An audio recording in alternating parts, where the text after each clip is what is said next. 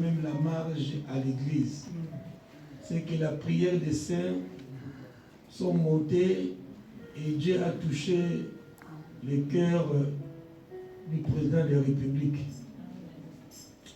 À savoir que l'année prochaine, à la même heure, on n'avait pas culte. L'année passée, il n'y avait pas culte de Pâques. On était sérieusement confinés. Et nous voici un an plus tard, la maladie est toujours là. Donc, nous respectons les consignes. Nous respectons tout ce qui est dit. Nous nous protégeons. Gardons nos masques, nos distances. Si tu es à la foi d'avoir le vaccin, n'hésitez pas. Voilà quoi. Donc, c'est la Pâque. Nous voulons passer à la parole. Surtout, c'est souvenir de cette table. Nous voulons passer à la table du Seigneur. C'est ce qu'il a dit, souvenez-vous chaque fois que vous réunissez. Quand j'étais encore chrétien catholique, là-bas c'était tous les dimanches. Mais matin, midi, à chaque fois, il se souvenait de l'Eucharistie. Manger le corps du Seigneur et boire son sang. C'est-à-dire, nous nous identifions au Seigneur. Merci. Nous êtes notés dans la prière. Dieu les grâces, nous te disons encore merci. De nous avoir donné cette opportunité de nous réveiller. Ce n'est pas par nos mérites. C'est toi qui en as voulu, Seigneur. Il y a ceux qui dorment pour ne pas se réveiller. Et d'autres qui se réveillent aussi dans des conditions difficiles. Et si nous avons pu marcher et arriver jusqu'à en ces lieux, c'est que tu as permis. Et nous sommes infiniment reconnaissants. Bénis tout et chacun, oh Dieu, qui a payé le prix de participer à ces cultes. Nous te disons merci pour les autorités, à la personne du président de la République qui a laissé les lieux de culte ouverts dans toute la République. Il est dit que le cœur du roi est entre tes mains. C'est toi qui as la possibilité de les tourner à gauche et à droite. Merci Père Saint pour ces instants. Nous te les recommandons. Je m'éclipse, je m'efface et ton esprit prend le contrôle. Au nom de Jésus-Christ, nous disons Amen. Amen. Amen. Est-ce qu'il y a des vivants ce matin? Amen. Il y a des vivants? Amen. Oui, je disais, c'est la Pâque, c'est la grande fête. Ok. Il y a 3 grandes religions. Il y a nous, la religion chrétienne, la religion judaïque et l'islam. Ok. Nous, avec les juifs, nous partons sur les mêmes pieds. Surtout que nous utilisons le même livre et utilisent l'Ancien Testament, nous, l'Ancien et le Nouveau. Et une des fêtes qui nous réunit les deux, les Juifs et les chrétiens, c'est cette fête de la Pâque. Pourquoi la Pâque? La Pâque a été instituée par lui-même, notre Dieu créateur. Nous nous souvenons que le peuple de Dieu était captif en Égypte. Et 400 ans de souffrance, de gémissements et de pleurs. Il a fallu qu'un jour, Dieu vienne au secours. Il a utilisé son serviteur Moïse, tiré des eaux où sa mère l'a enfanté. Il fallait tuer tous les garçons. Tous les garçons nés, vous devez les tuer. Mais sa maman, il n'y avait même pas de prophétie par révélation. Il a dit, je préfère que les eaux mangent mon fils, que moi-même je le tue. Il a jeté au fleuve Nil et sa sœur suivait Myriam. Dieu sachant faire les choses, et la corbeille où était Moïse a atterri là où les servantes de la fille du roi du pharaon l'avaient. C'est alors les petits enfants, Moïse dans la corbeille poussaient des cris, ils pleuraient. Les servants ont entendu, ils sont partis ramasser la corbeille. Et dans cette corbeille, ils ont trouvé un beau garçon qui pleurait. Et la fille a dit, on l'appellera Moïse, qui signifie tirer des eaux. À cause de ce nom, ne donnons pas le nom pour le plaisir de donner. À cause seulement, c'est la fille du pharaon a dit, cet enfant s'appellera Moïse, parce qu'il a été tiré des eaux. Et un jour, après sa mort, il y avait l'ange des morts qui attendait l'âme de Moïse, et l'ange de vie qui attendait l'âme de Moïse. Ils se disputaient le corps de Moïse. La seule raison, et Moïse était grand, il parlait avec Dieu, il avait l'esprit de Dieu, mais l'ennemi réclamait Moïse parce qu'il dit c'est mon nom. Il s'appelle Moïse. Moïse n'est pas le nom des Hébreux, c'est moi qui ai donné ce nom. C'est pour rappeler aux parents, ne donnez pas le nom pour le plaisir, parce que tu suis un film, parce que tu suis un film, oui, Terminator. Non. En venant tout à l'heure avec Papa Stani, on parlait sur le vaccin AstraZeneca. On a du mal à parler, à prononcer ce nom. Et pourtant, c'était un vaccin anglais.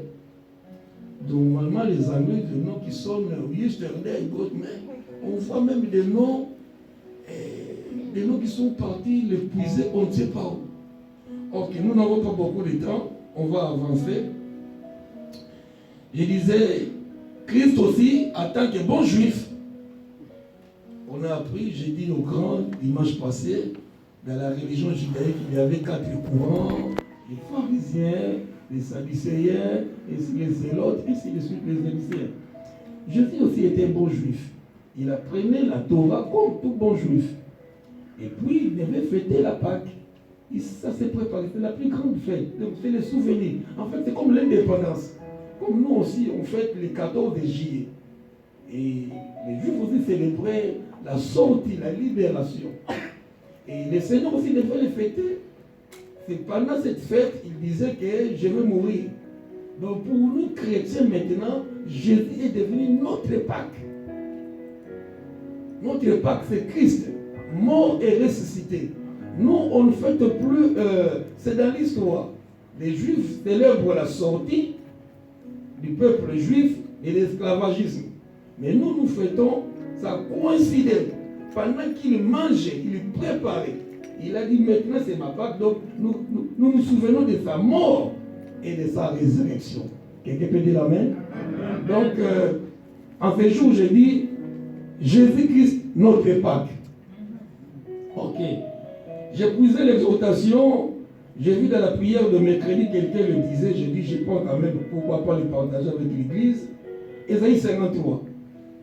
Quelqu'un a connu la prière, il a cité ces versets. Ésaïe 53. C'est juste les versets 4 et 5 qui nous concernent. Mais on va lire quand même pour arriver à 4 et 5. Mettez 1 jusqu'à 4. On va voir. Ésaïe 53. 53. Tu es à 43. Ok. C'est le texte que nous connaissons. On a prié sur ça mercredi, je crois. Mais nous lisons quand même. Que Dieu bénisse sa parole. Qui a cru à ce qui nous était annoncé? Qui a reconnu le bras de l'Éternel? C'est des questions. Nous montons. Suivez la lecture. Il s'est élevé devant lui comme une faible plante. Il s'est élevé devant Dieu comme une faible plante, comme un rejeton qui sort d'une terre desséchée. Là, on comprend encore. On nous parle de quelque chose. Écoutez bien. Il n'avait ni beauté. Il n'avait ni beauté. On va se poser, c'est qui? On parle de qui? Il n'avait ni beauté, ni éclat pour attirer nos regards. Donc l'auteur nous parle de quelque chose. C'est Ésaïe qui écrit. C'est un prophète. Il prophétise 7 siècles avant la naissance de Jésus.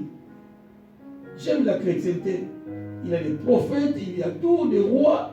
Donc 700 ans avant que Jésus-Christ naisse, cet homme Ésaïe prophétise. C'est un grand prophète. Il a eu la pensée de Jésus, du temps messianique. Il parle. Il n'a ni beauté, il n'avait ni beauté, ni éclat pour attirer nos regards. Il parle de la personne qui n'avait ni beauté. Donc il était vilain, alors on ne sait pas. Il n'avait rien pour attirer nos regards. Et son aspect n'avait rien pour nous plaire. En le voyant, qu'il soit là ou pas, ok, nous montons. Mépriser et abandonner les hommes. L'auteur dit que la personne là qui n'avait ni de beauté, il était méprisé. Abandonner les hommes. C'est un homme de douleur, habitué à la souffrance, semblable à celui dont on détourne le visage. Quand on le voit, on n'a pas le temps de le regarder. Nous l'avons dédaigné. Nous n'avons fait de lui aucun cas en le regardant. Oh, qu'il vienne ou pas, ce n'est pas mon problème. Nous n'avons fait de lui aucun cas. Nous montons. C'est là le message qui commence. Mon message commence. Que quelqu'un répète avec moi, cependant. Cependant. Ok. Tout à l'heure, on lisait, il n'avait ni beauté. En fait, on n'a pas compris. C'est tout à fait normal. Un jour, tu te souviens de l'Acte des Apôtres, chapitre 8, c'est un ministre qui quittait Éthiopie pour aller prier en Israël. Un ministre éthiopien, africain, qui partait prier en Israël. Et puis, il lisait ces textes. Il lisait ce qu'on vient de lire là pour gagner du temps. Il n'avait ni beauté, patati patata pour nous. Et puis Dieu a dit à un homme de Dieu, approche-toi. J'aime cet homme. Quand les trajets qu'il fait, nos trajets là ne passent pas en fait devant Dieu. Quand le matin nous venons à l'église, les carmans que nous payons, nous mettons, Dieu voit. Et quand nous lisons la Bible dans le métro, et tout à l'heure j'ai dit, apprenons quand nous venons le matin à prier seul. Dieu peut te visiter seul. Et cet ministre éthiopien lisait sa Bible. Dans ce moment, il n'y avait pas de TGV, d'avion. Dans sa charrette, les chevaux conduisaient. Et puis lui, dans sa voiture, les charrettes, il lisait la Bible. Ces textes-là. Dieu a vu cet homme. Et puis il a envoyé un serviteur Philippe pour lui parler, prêcher. Et quand il arrive, Philippe, le pasteur, je pose la question. Comme je vous pose là, est-ce que tu comprends ce que tu lis? De qui parle-t-on dans ces textes? Il dit, je ne comprends pas. On me dit seulement il n'avait ni beauté. Mais il dit, de qui parle-t-on? En fait, on parlait de Jésus-Christ. Dis avec moi Jésus-Christ. Il n'avait ni beauté, abandonné de tous, tout ce qu'on veut de lire. Mais mon message commence, cependant, très important. Donc, tout ce qu'on a cité là pour Jésus-Christ, il n'avait ni beauté, patati patata, vous avez une bonne mémoire, mais au verset 4, le prophète dit, cependant,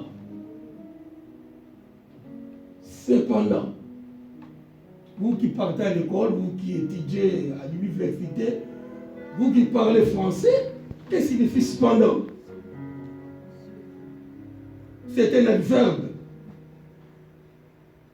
Cependant, c'est une opposition à ce qu'il a été annoncé. Cependant, vient changer. Ah, Jenny n'est pas là. Jenny, j'aime quand il est là, il dit, quand papa dit mais, ça change. Oui, c'est comme mais. Cependant, vient annuler tout ce qu'on a dit tout à l'heure. Je ne voulais même pas le dire, je voulais voir là où le message commence. Cependant, très important, c'est là le message. Cependant, ça vient changer. Qu'il soit beau ou pas, ce n'est pas important. Qu'il soit riche ou ce n'est pas important. Il marchait à pied, ce n'est pas important. Mais cette personne qu'on a citée là, où l'auteur parlait, il, dans le livre de Actes des Apôtres, chapitre 8, de qui parle-t-on? C'était de Jésus de Nazareth. Peu importe s'il marchait à pied, si personne n'est calculé, comme on a tendance à dire, personne ne me calcule, personne ne me téléphone, peu importe. Cependant, c'est Jésus-là, ce sont nos souffrances très importantes. Je me fais comprendre? Amen. Je me fais comprendre. Amen. Peu importe ce qu'on a dit de lui avant, mais le plus important, cependant, c'est adverbe, il vient annuler, opposer à tout ce qu'on a dit. On ne me calcule pas, on ne me téléphone pas, on ne va pas me rendre visite, ce n'est pas grave. Cependant, cet homme qui n'avait pas de regard, qui n'avait pas de beauté, ce sont nos souffrances qu'il a portées. C'est de nos douleurs qu'il s'est chargé. Et nous l'avons considéré comme puni, frappé de Dieu et humilié, nous montons.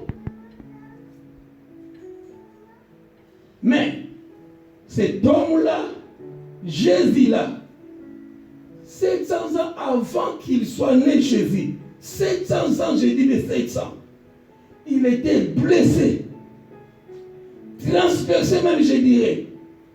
Donc, il a été poignardé. On a mis la flèche sur ses côtes. Mais il était blessé pour nos péchés. Le péché, le péché. Les problèmes de l'homme, c'est les péchés. Si Christ a laissé son trône, c'était à cause de ton péché et de mon péché. Il est venu pour te pardonner.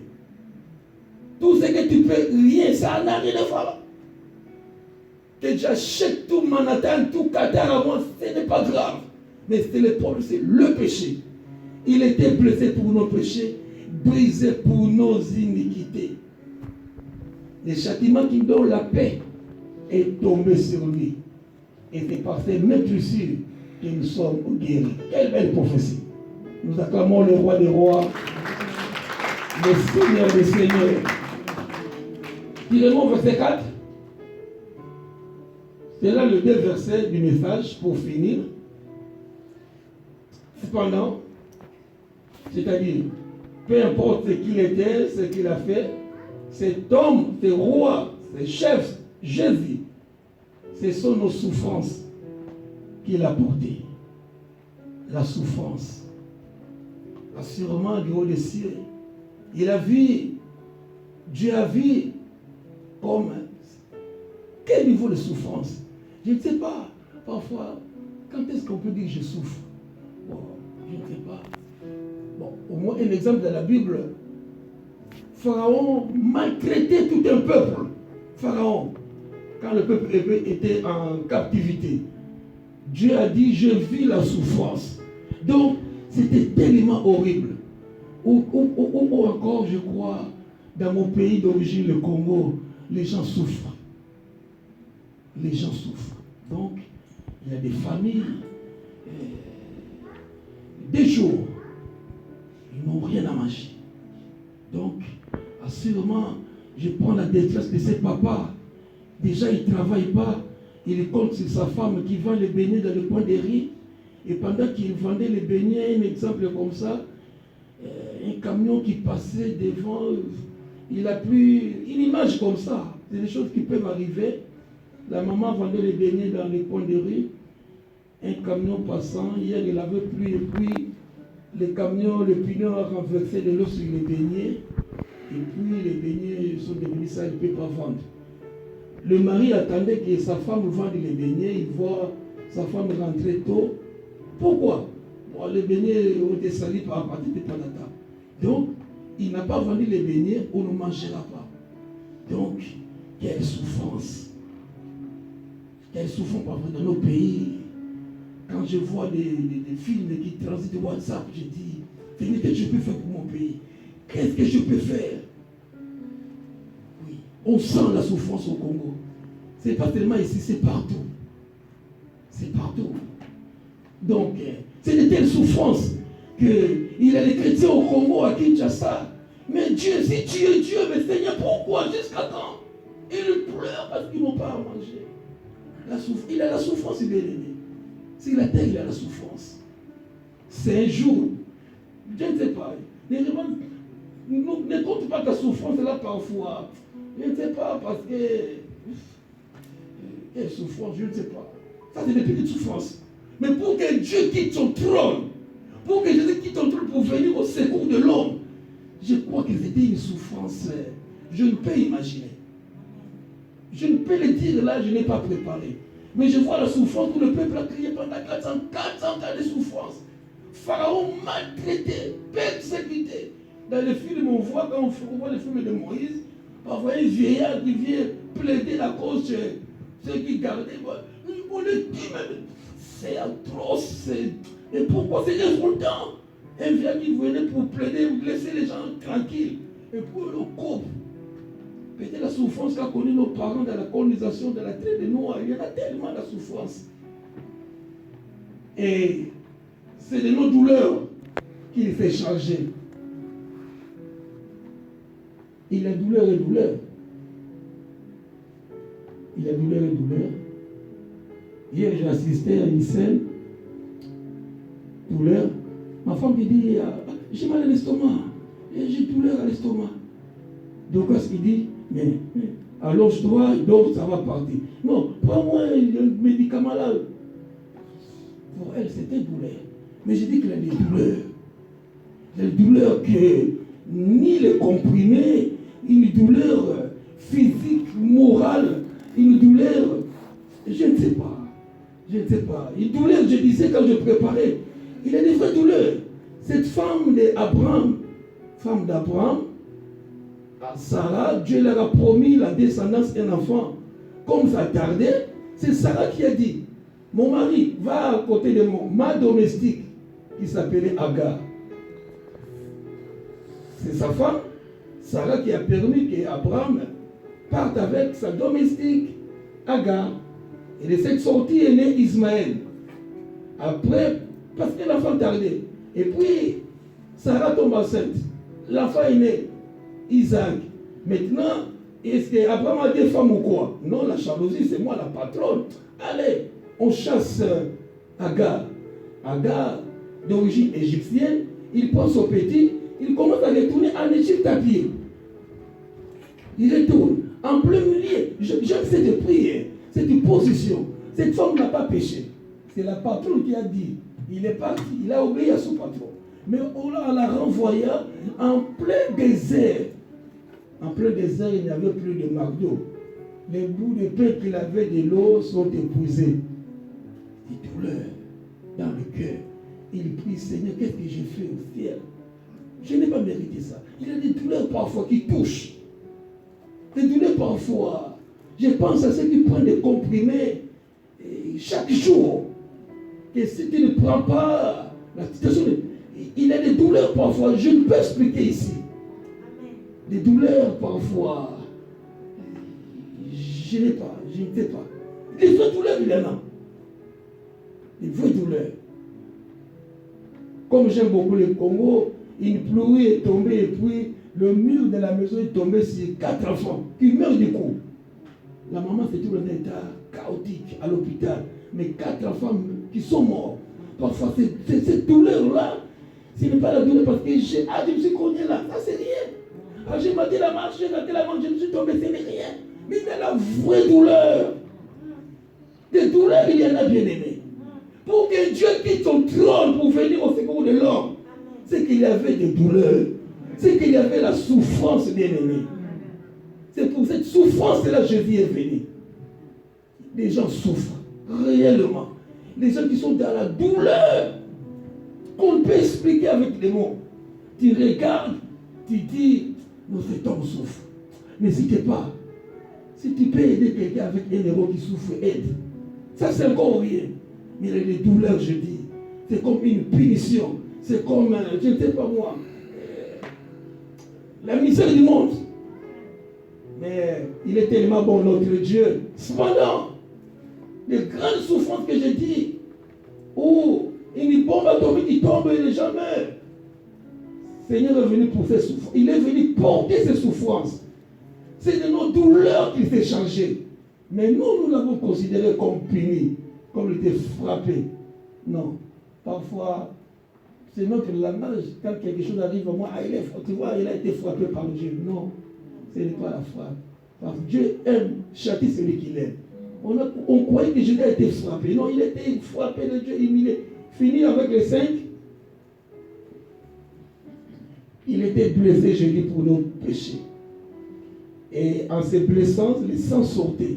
C'est le prix de la rançon pour que nous soyons chrétiens. On est tellement à l'aise à être chrétien, on voit comme si c'est rien. Il y a un grand prix à payer. Pendant que nous nous occupons de nos projets, nos préoccupations, il y a des gens qui sont prêts, qui avaient l'argent, qui ont tout vendu et ils sont partis même en Israël. Ils sont partis attendre le retour du Seigneur Jésus. Ils menaient bonne vie. Ils ont l'argent. Mais ils sont tellement chrétiens, intégristes. Voilà le mot qui m'échappait depuis hier. Ils sont tellement intégrés dans les choses de Dieu que le Seigneur va venir bientôt. C'est bientôt là, ils sont partis l'attendre. C'est souvent les Juifs américains. Ils ont tout abandonné du monde. Ils menaient comme tout le monde, comme toi et moi. Ils étaient, mais c'est tout le monde des chrétiens. Mais il lit tellement la parole, il contrôle la parole. Pendant que nous, parfois, pour venir à l'église à 10 heures, on est incapable. Mais ils avaient l'argent de voiture, tout ce qui était pour moi comme de la guerre. Je le vois comme de la boue. La parole de Dieu est vraie. Esaïe, c'est un grand prophète. 700 ans, il a déjà prophétisé. C'est lui qui a dit encore, un enfant nous est né, un fils nous est donné. Il a beaucoup parlé pour venir de Jésus de Nazareth. Et ces hommes-là ne sont pas fous. Ils disent, ah non, ce n'est pas le temps. Non, les signes sont là, que Christ est à la porte. Ils avaient vu comme monsieur tout le monde. Peut-être médecins, peut-être informaticiens, ils sont abandonnés. Ils sont partis attendre le retour. Il est dit que tout est levé là, il descendait sur la montagne des Oliviers. Mais nous jouons. Oh, Jésus, ça fait 2000 ans. Oh, ça fait 2000 ans. Mais il y a d'autres qui ont payé les prix. Ils ont tout abandonné pour se consacrer. L'enlèvement, ce n'est pas pour un jeu d'affaires. Non. C'est du sérieux. Aller au paradis, ce n'est pas de la blague. J'aime les choses de Dieu. Cet homme qui a pour 700 ans, Jésus n'était pas là. Il ne connaît pas. Il a tellement parlé. Et cette prophétie est accomplie. Il disait qu'il était blessé pour nos péchés et brisé pour nos iniquités. Quelle différence entre péché et iniquité? C'est la Pâque. Dimanche saint. Cet homme-là que je parle, il a versé son sang à cause de ton péché et mes péchés. Péché parfois. Un péché, on tombe, on s'élève. La différence. Iniquité est devenue comme mode de vie. C'est un péché maintenant qui n'a même plus le temps de te repentir. Donc c'est devenu mode de vie. Donc il ne sait même plus c'est péché ou pas. Et c'est là qu'on peut blesser. Ce matin, grand matin, je réfléchissais, je disais, il y a l'exemple d'iniquité. L'iniquité, à notre époque, les papas sont là. Quand nos pères parlaient, l'enfant ne pouvait pas parler. Quand l'enseignant parlait, l'enfant ne pouvait pas répondre. Donc, quand papa dit, on s'est caché même derrière maman. Ou peut-être avec maman, ça pouvait aller. Mais quand un papa parlait, un enfant n'avait pas de mots, il n'a rien dit. Par rapport aujourd'hui, c'est l'iniquité. Et je parle et puis la voix. Donc, il trouve ça tellement normal. C'est un péché. Le péché est devenu normal. Il n'a plus de respect. Il y en a tant d'autres. C'est un exemple comme ça que donc, répondre à papa ou à maman, répondre à son enseignant, tic au tac, c'est devenu normal. Non. Du respect avec maman, du respect avec papa, du respect avec les autorités, du respect avec l'enseignant. Moi, je fais que ça. Quand papa dit, je ne dis rien. Mais à notre époque, là, c'est normal, c'est l'iniquité. Un péché est devenu, on a normalisé le péché. On peut parler à papa, on peut parler à maman. Tu veux quoi? Iniquité. Très dangereux. Donc, c'est devenu un mode de vie. On le trouve beaucoup dans l'église de Jésus de Nazareth. Et pourtant, cet homme, il a versé son sang pour nos péchés. Mais on collabore avec les péchés jour et nuit. Ah, je vais demander pardon. J'ai dit, modérateur, enlève le pardon. On est assez grand. Et chacun, c'est qui peut devant Dieu. Et je disais, puiser pour nous iniquités. Deux mots là, péché et iniquité. Très, très dangereux. Très, très, très dangereux. Très, très dangereux. Mets-moi titre un peu. Titre pour finir. Titre chapitre 2. Il est un conseil sur l'iniquité. On va lire Tite, Nouveau Testament. Tite chapitre 2. Pour toi, dis les choses qui sont conformes à la sainte doctrine. Merci.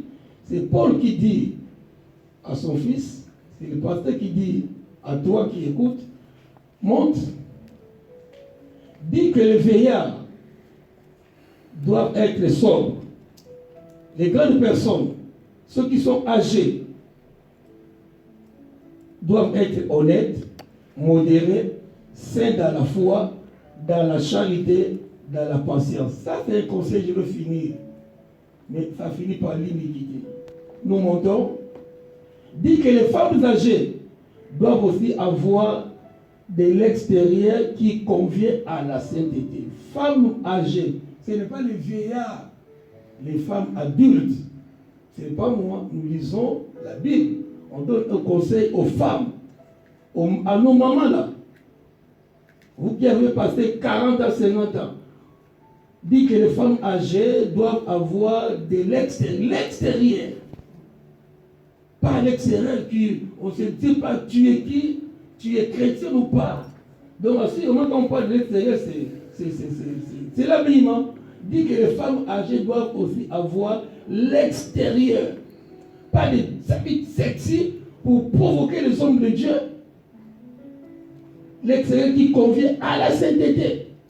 N'être ni médisante, songi, pas toujours de critiques. Si tu pouvais prier pour l'un ou l'autre, ni à donner au vin, qu'elles doivent donner des bonnes instructions. Femmes âgées, ton rôle c'est de donner des bonnes instructions. On a assisté à un enterrement d'une maman il y a 10 jours.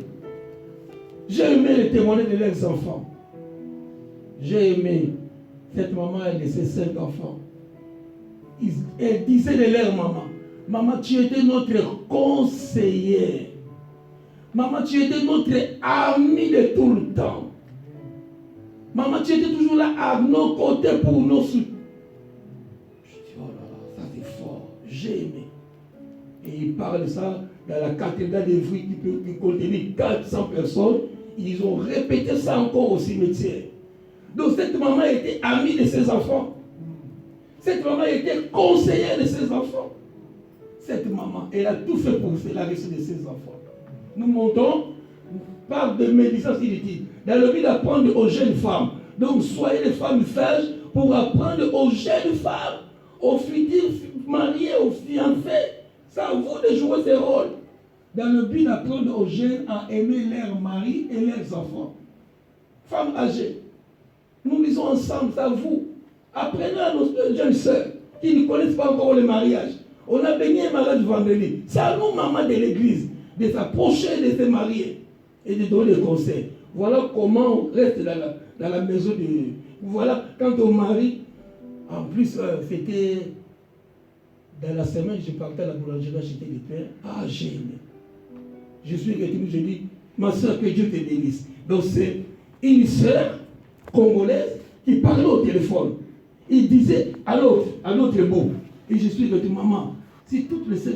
Donc elle disait, quand je passais, j'écoutais, ah, tu as laissé ton mariage. Garde ton mariage. Tu sais, les hommes sont comme des gros bébés. Les mamans l'ont mis au monde et c'est à nous de gérer ces hommes-là. Il ne faut pas suivre le vent de... Il donnait des bons conseils à son interlocuteur. Sûrement dans son mariage, l'autre, il y avait des tensions. Mais c'est l'autre qui disait du bien du mariage et des hommes. Il les calmait. Je suis retourné parce qu'elle était au téléphone. Ma sœur, je ne veux pas te couper, mais que le Dieu que je sais te bénisse. C'était tellement beau à attendre le conseil qu'il donnait à l'autre. C'est très bien. C'est très important. Peut-être l'autre décidait, je peux divorcer. Mais l'autre était au bout. Elle calmait, elle le ramenait. Ne sois pas de ceux qui brûlent. Ton mari là, fouille là, il fait pas. Non. Ce n'est pas cela que le Seigneur t'a appelé. Quelqu'un peut dire amen avec moi? Ne pas connaître le Seigneur. Ok. Dans le but d'apprendre aux jeunes femmes à aimer leur mari, leurs enfants, nous montons à être retenus, chastes, occupés aux soins domestiques. soumises à leur mari. Les fados, les grandes personnes, les mamans là apprennent aux jeunes filles, les nouvelles mariées, à être retenues, chastes, occupées aux soins domestiques, comment préparer, ou tu sais préparer, surtout nos enfants disent là, parfois les fous, ça crée des problèmes. Tu lui montres comment préparer les mets difficiles. Au lieu de les critiquer, il se marie, il ne sait pas pour nous. Non, apprends-la. Soumise, qu'elle soit soumise à leur mari, en fait que la parole de Dieu ne soit pas blasphémée. Nous montrons, exhorte de même les jeunes gens, nous les garçons aussi à être modérés. Démontre toi-même à tous égards un modèle de bonnes œuvres, en donnant un enseignement pur et digne, une parole sainte, irréprochable, en fait que l'adversaire soit confus, n'ayant aucun mal à dire de nous. Exhorte les serviteurs à être soumis à leur maître, à leur plaire à toutes choses et à n'être point contredisant. Finir avec ça, à ne rien dérober, mais à montrer toujours une parfaite fidélité, afin de faire honorer en toute la doctrine de notre Dieu Sauveur. 10. Car la grâce de Dieu sous le salut pour tous les hommes a été manifestée. Et nous enseigne à renoncer à l'impiété, au convoitisme mondain, à vivre dans les siècles présents, selon la sagesse et la justice et la piété, en attendant la bienheureuse espérance, la manifestation de la gloire du grand Dieu et de notre Seigneur Sauveur Jésus, qui s'est donné lui-même. Donc, tous les conseils qu'on a dit là, Jésus s'est donné lui-même pour nous, en fait, de nous racheter de tout. Voilà les versets que j'ai cherchés. Tout conseil qu'on veut donner là au papa, aux mamans, aux nouveaux mariés, en fait, Jésus-Christ s'est donné lui-même pour nous, toi et moi, en fait, de nous racheter de toute iniquité. J'ai dit l'iniquité, c'est la mode de vie. C'est le péché qui est devenu mode de vie. Tu peux briser ton mariage pour rien, parce que tu as entendu les vents de Paris. Tu t'habilles comme tu veux. Donc c'est iniquité, je m'habille comme je veux. C'est mon goût. On respecte. Mais ça rentre dans l'iniquité.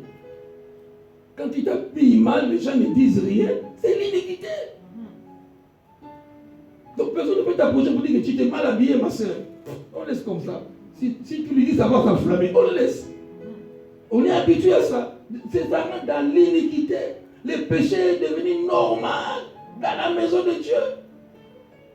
Mais un homme a quitté le ciel pour payer. Il a été brisé pour tous ces c'est pas moi. La dépravation de mœurs. On a renversé le mœurs. On a renversé un désordre dans l'église. Mais un homme a quitté le ciel pour ça. Pour notre façon de parler, de se conduire. On peut avoir une petite maîtresse. C'est normal dans l'église. On peut sortir avec petite église. C'est normal. Toi, tu ne sais pas. C'est normal. C'est l'iniquité, frère. Mais il y a un Dieu qui a quitté le ciel afin de nous racheter de toute iniquité. Toi, quand tu sais normal. Non! Jésus a déjà racheté tout ça. Et de se faire un peuple qui... Nous sommes un peuple qui lui appartient. Tu ne t'appartiens plus, Église, tu ne plais à toi-même. Tu ne plais à toi-même. Nous sommes sa propriété, nous sommes esclaves de Jésus. De faire un peuple qui lui appartient, purifié par lui, et zélé pour les bonnes œuvres. Pour les bonnes œuvres. Tu dois être zélé pour les bonnes œuvres. Zélé pour les bonnes œuvres. Amen. Que Dieu bénisse sa parole.